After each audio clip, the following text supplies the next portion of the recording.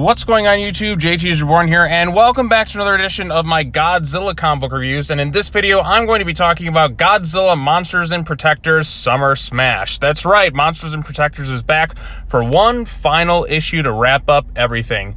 Unless, of course, somewhere down the road they continue the story in some other fashions. But this is basically being billed as the finale to Godzilla Monsters Protectors Rise Up and also All Hail the King.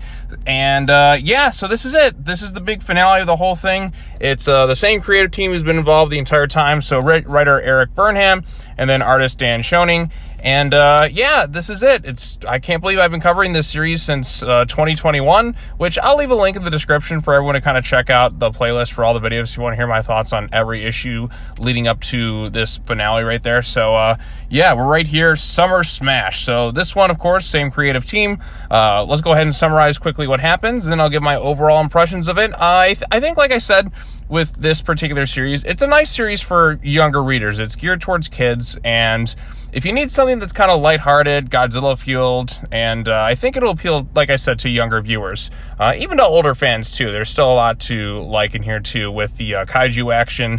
In this particular issue, we get Mothra and Jet Jaguar. I do have one little disappointment, and because in All Hail the King, we had King Caesar show up at the end. King Caesar does not show up in this issue. I feel like that's kind of a little bit of a letdown.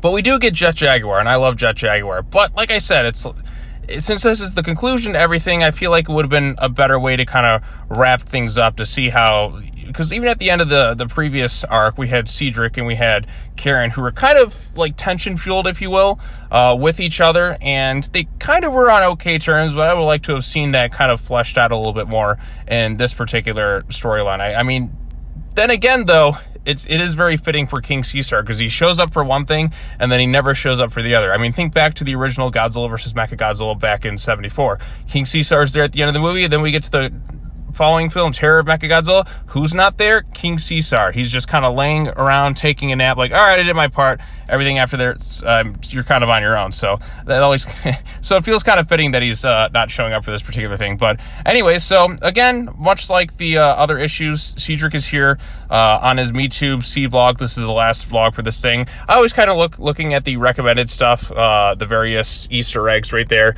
Like you can see space bloopers, messes that's kind of based around the simians, if you will. No Mecha-Godzilla in this thing, but you also see world record. Not sure what Godzilla and Mothra are doing right here, but this is used as the framing device for the story, and it's Cedric talking about how after Godzilla and King Caesar, if you will, kind of embarrassed King Ghidorah last time, the Xiliens basically went in full invasion mode, and the humans were just no match for their superior advanced alien technology.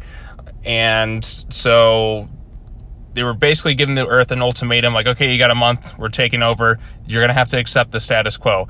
But during this time period in Thailand, a mysterious being, if you will, crashes and unfolds itself, and it's none other than Jet Jaguar. So in this version, Jet Jaguar has extraterrestrial origins, not the Earth-based one like in the original Godzilla vs. Megalon, and the name Cedric is one that kind of pops up through all this stuff. So Jet Jaguar goes to where Cedric, Emily, and Anderson are, and of course Jet Jaguar is looking way more jacked and way more swole than ever before.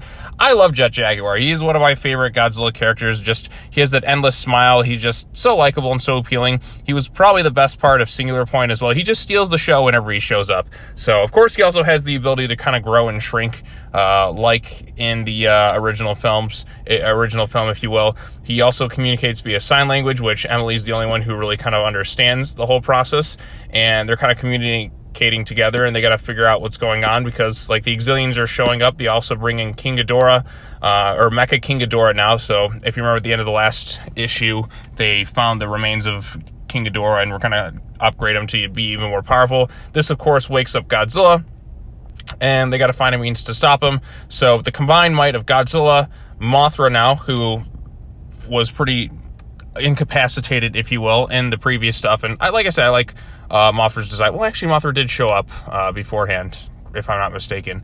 But yeah, so Mothra shows up, Godzilla shows up, and Jet Jaguar, who is able to grow, which surprises the kids right there, all team up together, and they whoop Mecha-King Ghidorah's ass.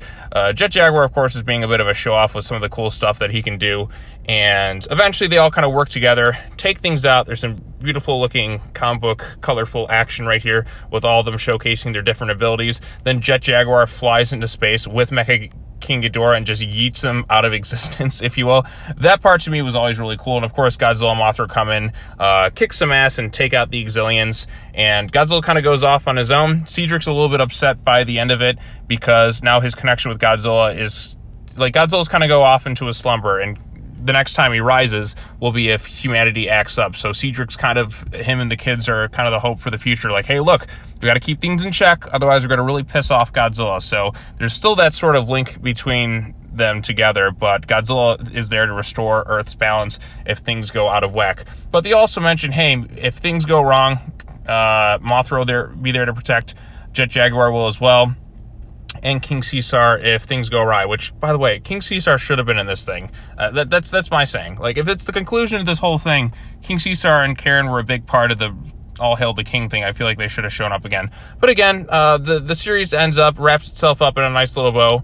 Godzilla's off sleeping in the ocean for when things come arise again. There's no teasing for any cliffhangers or anything like that. The story just all around concludes itself. And all that being said, I am glad I read this series. This is a total of, 11 issues between the different series that started all the way back in 2021. Little 5-month, burst, if you will. And now we have the big conclusion to this all, which I didn't really see any advertising for. I just have to keep checking, Comixology to see when new Godzilla comics come up. And I saw this one. I was like, is this a sequel, or is it just a big one-shot? And it turned out to be a big one-shot that just kind of concludes everything. But, yeah, I am kind of sad to see this series come to an end. I was having fun with it. There was at least a nice little ongoing storyline. Whereas with the Godzilla Rival stuff, you get some really creative stories with just a short amount of real estate space. And they just don't have as much time to really kind of flesh everything out. They're good enough as one-shots, but it's nice to have something that was a bit more of an ongoing. I wish IDW would do something like Rulers of Earth again, because that one was pretty popular. That was basically through 3 different comic book series. But we're kind of just doing little one-shots. This is kind of the closest thing in terms of a big ongoing story arc through multiple series and multiple issues. So I'm kind of hoping they do more stuff like this in the future. I guess the next big kind of Godzilla story arc is going to be when Justice League versus Godzilla versus Kong happens in October, which I can't wait for. I think that's going to be really awesome. But in the meantime, we still have some other Godzilla comic books, like Godzilla Here There Be Dragons is another one that's going to be a couple issues long. And we got Godzilla Rival stuff coming up. So, and then some more MonsterVerse comic books coming out between this year and next year, I'm sure. So there's still a lot of stuff to look forward to in terms of Godzilla comic books. But this one was a fun little series. I like the art style. It's definitely geared towards younger readers. Cedric still, he's a little bit more mature this time around. He still is looking for some sort of attention, though. He's like, oh, you're all watching my Me Too vlog, because again, kids are kids. They like to show off, and they like that bit of attention. But he is a little, he's not as much of a jerk in this series as he was in the last one. So there is some improvement there. My only real disappointment, like I said, is no King Caesar, no Karen kind of showing up to kind of wrap things up, if you will. Because, like I said, she was a big part of the previous story arc, and now she's just kind of gone. I would have liked for her to have been here as well, because the world is going into chaos. It would have been kind of a cool moment if she showed up with King Caesar towards the end.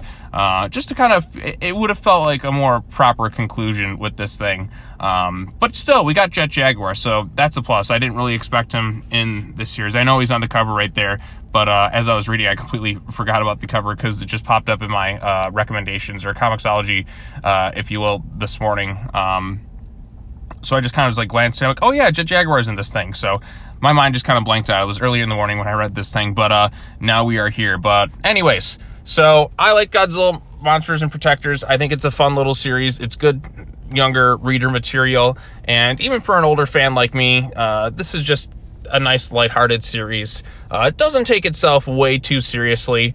It's never, I guess, too intense, And it did have some interesting ideas, like the psychic link between Godzilla, the humans, and the Titans, if you will. I thought that's a fascinating thing to explore in future films, where having a human have a nice psychic link with Godzilla. It's an idea I've thought of for other things to be adapted, maybe even in the MonsterVerse, if you will. Because if you remember when Ren Sterizawa was piloting Mecha-Godzilla, he's kind of like that psionic connection, if you want. Even Pacific Rim, they had the whole drifting aspect. I think that'd be kind of cool to explore with Godzilla, if you will. So, but in the series, tapped into that idea, so I thought that was kind of nice and creative. But yeah, I guess this is it. A bittersweet end to a nice little Godzilla series.